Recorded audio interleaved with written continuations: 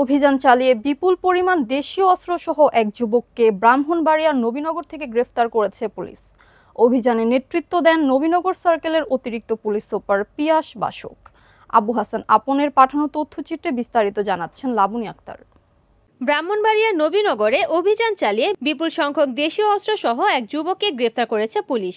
শুক্রবার 13 সেপ্টেম্বর রাত 3:45 দিকে শিবপুর ইউনিয়নের বাঘাউড়া গোলাম আলী মৌলভী বাড়িতে এই অভিযান পরিচালনা করা হয়। অভিযানে নেতৃত্ব দেন নবীনগর সার্কেলের অতিরিক্ত পুলিশ সুপার পিয়াস বাসক। এ সময় থানার ভারপ্রাপ্ত কর্মকর্তা ওসি মোহাম্মদ শাহিনুর ইসলাম, এসআই শাহ আলম, এসআই মোহাম্মদ আজাদ হোসেন সহ সঙ্গীয় ফোর্স উপস্থিত ছিলেন।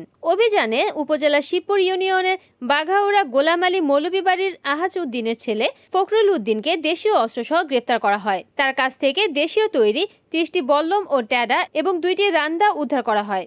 এ বিষয়ে নবীনগর থানার অফিসার ইনচার্জ মোহাম্মদ শাহিনুর ইসলাম জানান, জানতে পারছি গত 13/9/25 তারিখ ভোর 3:45 আমরা অভিযানটা করি শিবপুর ইউনিয়নের বাঘাওড়া গ্রামে।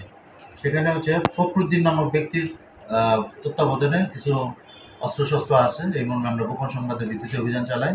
সেখানে আমাদের অতিরিক্ত পুলিশ সুপার মহোদয়, আমি নিজে, সঙ্গীয় এসআই আজাদ, এসআই শিবপুর ক্যাম্পের ইনচার্জ শাহ আলম সহ আমরা প্রায় 14-15 জনের একটা টিম, বিশেষায়িত টিম এটা, সেখানে অভিযান চালায়। অভিযানের প্রেক্ষিতে রাত 3:45 দিকে আমরা ফখরুদ্দিনের বাড়িতে গিয়ে তার বসত বাড়ি থেকে কিছু অস্ত্র আমরা উপস্থিত সাক্ষীদের মোকাবেলা জব্দ করি এবং পরবর্তীতে আমরা আরও বিভিন্ন জায়গায় অভিযান চালিয়ে একটা পরিত্যক্ত জায়গা থেকে সেখানে বেশ কিছু অজ্ঞাতনামা ব্যক্তি, কিছুজন নামও জানা গেছে, এর ভিতরে হয়তো বা ছিল আসাদ মিয়া নামে একজন ছিল, আরও কয়েকজন ছিল, তারা সেখানে আরও কিছু অস্ত্রশস্ত্র সহ সেখানে উপস্থিত ছিল।